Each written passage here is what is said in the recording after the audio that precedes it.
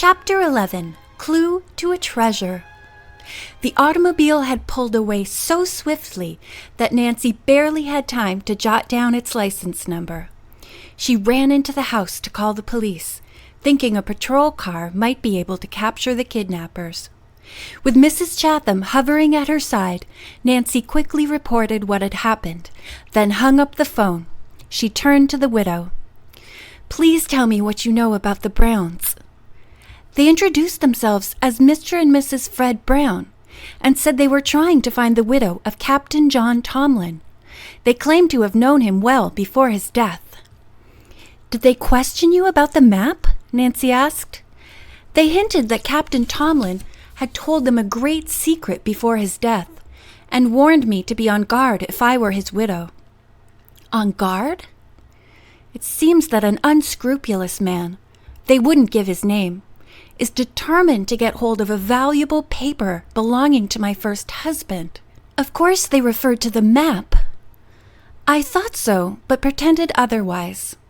The Browns advised me to leave Rocky Edge before the man might threaten or harm me. I told them I wanted a friend to hear their story before I made any decision. I didn't mention your name." "My sudden appearance must have given them a great shock," Nancy commented.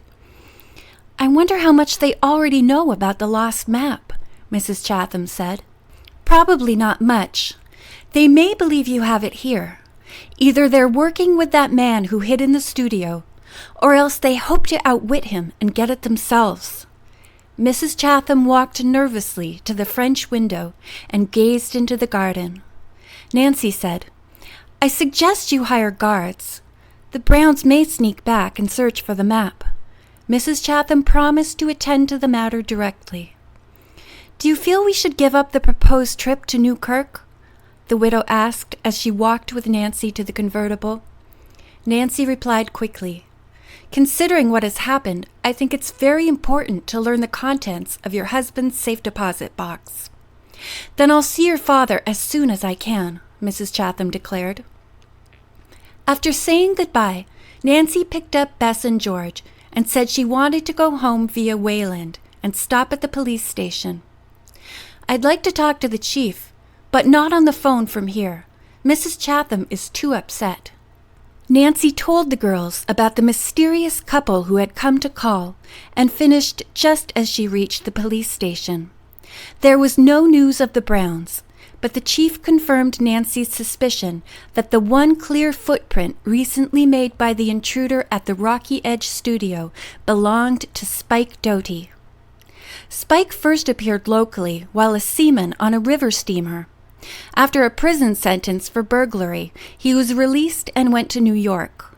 We lost track of him, but we'll keep looking for Spike and the Browns too. On the way back, Bess and George picked up their car. When Nancy reached home, she found a special delivery envelope from Bill Tomlin's father. He had enclosed the faded photograph of a man about 30, dressed in a sea captain's uniform. "What a good clue," she thought. "I must show this to Mr. Smith and Mrs. Chatham." Nancy gave her father an account of her recent adventures, describing her abduction by the Browns and their unexpected appearance at Rocky Edge. She ended by asking permission to accompany Mrs. Chatham to Newkirk. "You may go, but only on the condition that I talk to Mrs. Chatham first," the lawyer replied.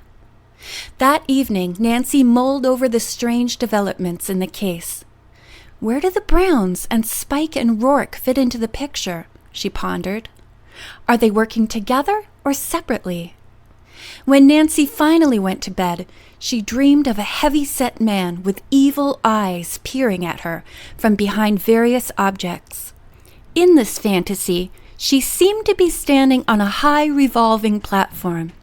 Regardless of which direction it turned, she kept seeing the same terrifying man in different costumes. Nancy awoke and sat up. What a nightmare!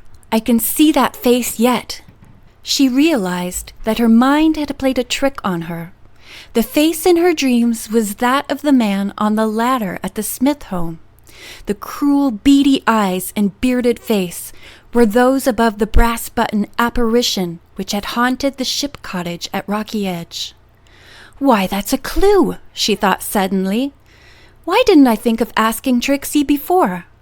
Leaping from bed, Nancy ran to her desk and switched on a light. She seized a crayon and sketched the leering face she had seen in her dream.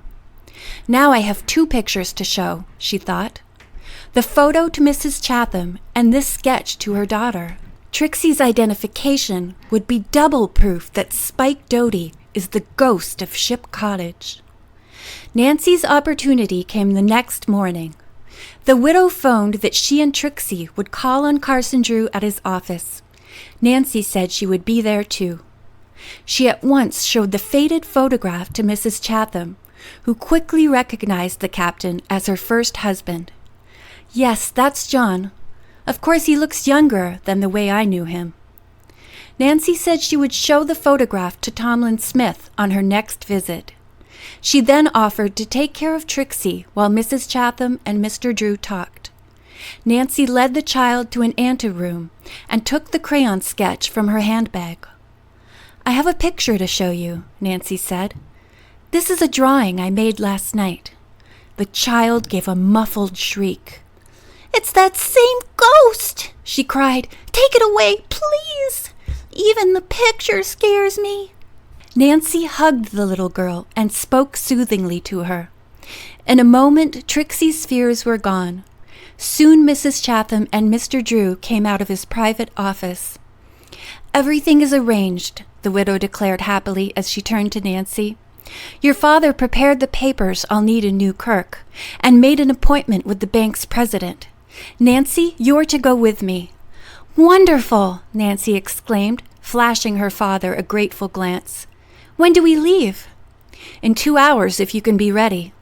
"I can be ready in 15 minutes, Nancy laughed. "How about plane reservations?" "I made them by phone," Mr. Drew put in. "Did you hire guards to watch your home?"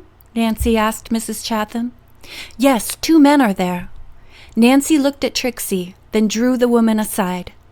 "Perhaps Ellen Smith could come to your house and take care of Trixie while we're away." Mrs. Chatham was pleased at the suggestion. Fortunately, Nancy was able to reach Ellen by phone. She said she would gladly stay with Trixie. Ellen could barely contain her excitement when told of Mrs. Chatham's generous invitation to go on a cruise in search of the treasure island. Then she said, "About Trixie, I'll have to leave tomorrow afternoon." "We'll be back by that time," Nancy replied, then hung up. "Mrs. Chatham, it's all arranged." The grateful woman relayed the news to Trixie, who was delighted. After the Chathams had gone, Mr. Drew turned to his daughter. "Besides Ellen, have you told anyone else about going to New Kirk?" he asked. "I discussed it with Hannah, that's all." Mr. Drew nodded approval. "I've advised Mrs. Chatham to keep the reason for her trip a secret." "You think someone may follow us?" "I doubt that, but it's better to be cautious," her father said. "The Browns have demonstrated their intense interest in the map, Nancy. That's why I want you to be careful." "I will, Dad. And now I have something for you." She handed him the crayon sketch of the Ship Cottage ghost and told him of Trixie's positive identification. "I'll tell the police," he offered, studying the face. "I hope Trixie was sure, not just frightened by the sinister-looking face." "She is very bright," Nancy replied. "I believe we can depend on her. Well, I must hurry to catch the plane." Aided by Mrs. Gruen, Nancy quickly packed an overnight bag and changed into traveling clothes. A short time later, she and Mrs. Chatham were winging toward New Kirk.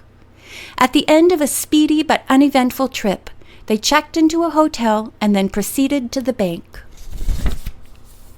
No sooner had they entered when Mrs. Chatham began to display signs of nervousness. While she and Nancy waited to see the president, the widow fingered the legal papers Mr. Drew had given her.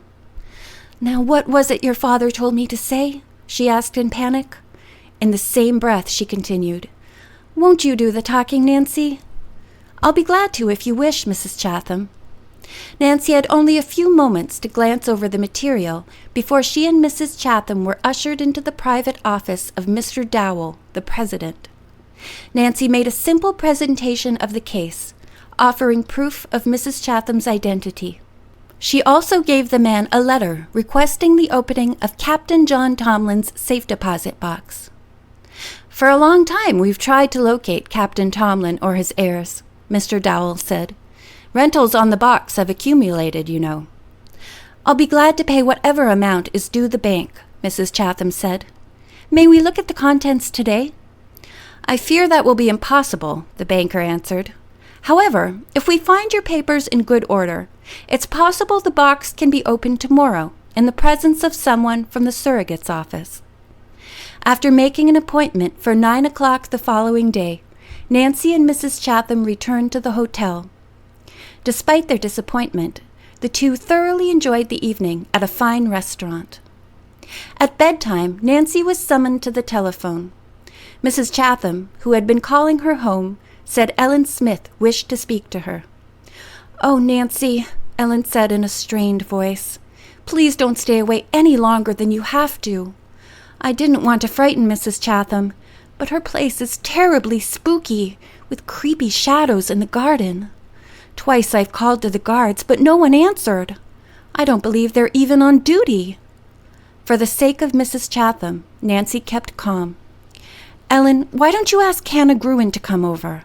Dad has to be away tonight and tomorrow, I know, so she's alone. Please do that." The girl promised, relief in her voice. Nancy went to bed but found it hard to sleep and was awake early. She hoped Mrs. Chatham's business could be attended to at once and an early return made to River Heights. When the two reached the bank, Mr. Dowell greeted them cordially and presented an official from the surrogate's office. "The box will be opened without further delay," he assured them. "I've arranged for an inheritance tax man to be here this morning. He'll list the contents for tax purposes." He personally conducted Nancy and Mrs. Chatham to an underground room and sat at one end of a long table. The tax official directed Nancy and Mrs. Chatham to sit at the far end of the table. Then he and the bank official sat down with the box before them. As the government man raised the lid, the bulky papers that filled the box crackled. He picked up the top envelope and exclaimed, "What's this? Clue to a treasure!" End of chapter 11.